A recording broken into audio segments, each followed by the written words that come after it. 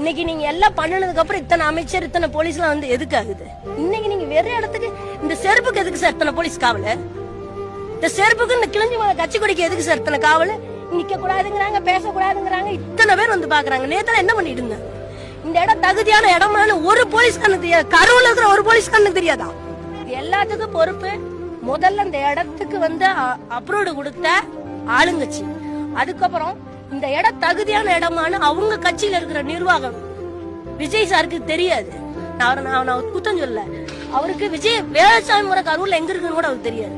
அப்ப அந்த பொறுப்பேது இந்த இடத்த ஓகே பண்ண பாத்தீங்களா? முதல்ல அவன் மேல கேச போட்டு அவனை உள்ளதான்.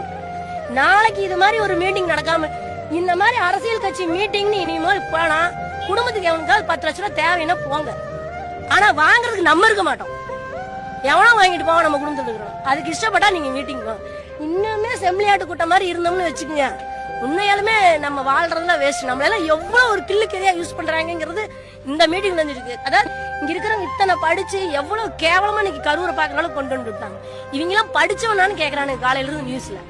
அவ்வளவு கேவலமா போய் இங்க இருக்கிற பிள்ளைங்க இங்க இருக்கிற விஜயை பார்க்க வரமாட்டாங்களா? யாரு நம்ம குழந்தைகளோட வரக்கு அறிவில்லையான்னு கேக்குறீங்க. இங்க பக்கத்து வீட்டு பிள்ளைங்க வந்து விஜய் பார்க்காதா சார்? யாரு கண்ட்ரோல் பண்ண முடியும்னு நினைக்கிறீங்க? சம்பவம் நடந்தது யார் மேல குற்றங்கிறத விட கவர்மெண்ட் மனுஷனை மதிக்கிறதே இல்ல சார்.